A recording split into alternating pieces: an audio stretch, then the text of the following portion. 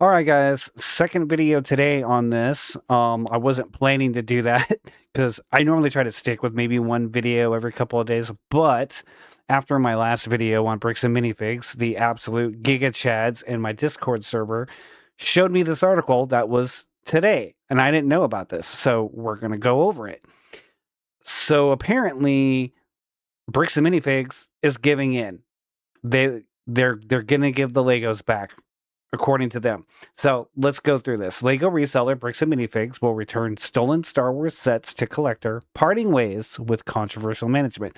So, which tells me they've had the Lego sets the entire time. I'm guessing, so they never sold them. I mean, and there had to have been some sets that were sold originally, though, I would think. So, Lego reseller Bricks and Minifigs is attempting to resolve a controversial situation following allegations of a stolen Lego Star Wars collection. Company's CEO, Amin McNeff, has confirmed that the company is ready to sit down with Brian Mansell and his father, who have accused Bricks and Minifigs of essentially stealing a Lego collection they valued at $200,000 through a failed consignment deal. First of all, this was definitely not a failed consignment deal. This was Bricks and Minifigs saying, I don't want to give you the money for any of this. This is ours now. They're only doing this because they got caught. Let's be real, guys. They're not doing this out of the kindness of their heart. They're not doing this because they care. They're doing this because of the social media backlash. And honestly, good on Reckless Ben for bringing this to light, because I don't think this would have happened if not for that. In fact, I know this wouldn't have happened if not for that. McNeff notes it is willing to not only give back its collection, but also any Lego Star Wars set in the store, regardless of if it belongs to him or not. And I mean, as long as it's theirs and it's not another consignment deal from someone else, because if that's the case, now you're just asking for more problems. Additionally, the company will also drop the lawsuit against him, where he is named as a co-defendant in a defamation and harassment lawsuit against YouTuber Reckless Ben. In quotes, or in parentheses, we'll get back to this, which tells me they knew they were full of crap from the get-go. They knew. You can't sit here and tell me that they firmly believed what they were saying when they were accusing them of all these things. And so basically it says, Brian, we continue our offer to sit down with you and are prepared to discuss dropping the lawsuit against you, said McNeff. Let's go through the spreadsheets and POS data together and ensure you are made whole monetarily and ensure that whatever Star Wars Legos was or remains in the Salem store, whether you identify as yours or not, you can have it. We will ensure you are compensated for anything unaccounted for, including what Miss Law Gorman failed to compensate you for without your knowledge. We're ready when you are. Okay, let me hone in on that statement again, because again, like I said in my last video, they're still trying to throw the previous franchisees under the bus by still trying to shift the blame to them. Am I so out of touch? No, it's the children who are wrong. They took over the store.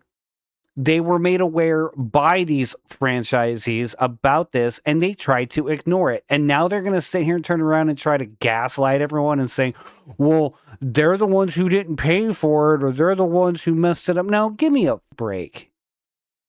You're so full of it. Anyway, sorry. Not sorry. The company will also permanently shut down its Salem, Oregon store. Well, we already knew this was happening, where the drama took place, and will mutually part ways with franchise owners Brandon West and Joshua Johnson, which we knew, to a devastating social media campaign. The two were prominently featured in a series of YouTube videos from creator Reckless Ben. So we've gone over this in the last video. The biggest new part of this information is that they're giving back the Legos. That's the first time hearing about that.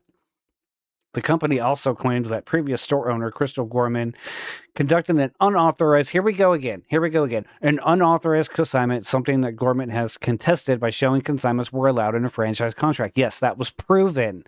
Seriously, stop. Just take some accountability, Bricks and Minifigs. You're not doing yourself any favors. So here's what they think is going to happen.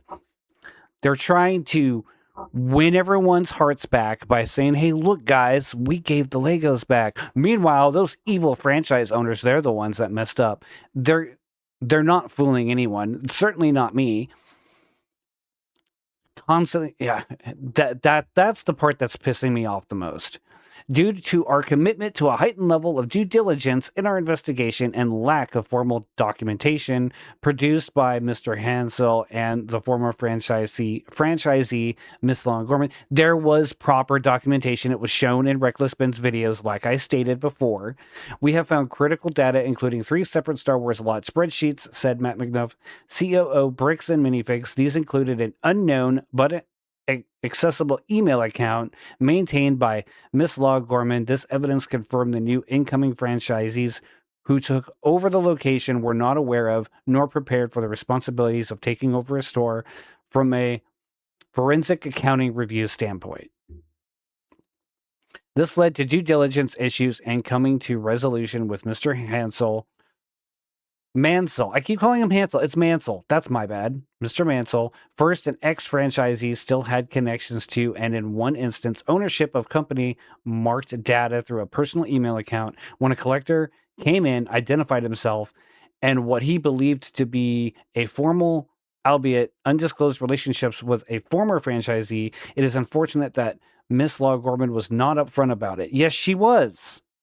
Yes, she was. We are disappointed this situation was not made explicitly clear. Yes, it was. Oh my God, the gaslighting is off the charts in this. That should have happened much sooner than today. And it did. Why do you think this goes back years? Why do you think Reckless Ben picked this up in the first place? That's not acceptable, and we're not going to pretend otherwise. But you are, thank God, you are pretending otherwise. If you've missed out on this saga last month, a YouTuber named Reckless Ben, yeah, we know that. I'm gonna stop there. I'll leave the link to the article below. I read most of it already, but I can't deal with the massive amounts of gaslighting that CEO is doing. That is just awful. We've already seen plenty of evidence in Reckless Ben's videos that everything he is saying right here is full of crap, and he's just trying to throw them under the bus. But that's just a quick little update on what I just found out based on this situation. And I'm going to keep covering this here because this is a very interesting situation. But all right, let me know what you guys think about all this in the comments below. Go ahead and read the article too. I'll leave that link in the description below. If you did enjoy this video, please give it a like. I would highly appreciate it. And maybe a sub. That would be awesome. All right. Peace out, guys.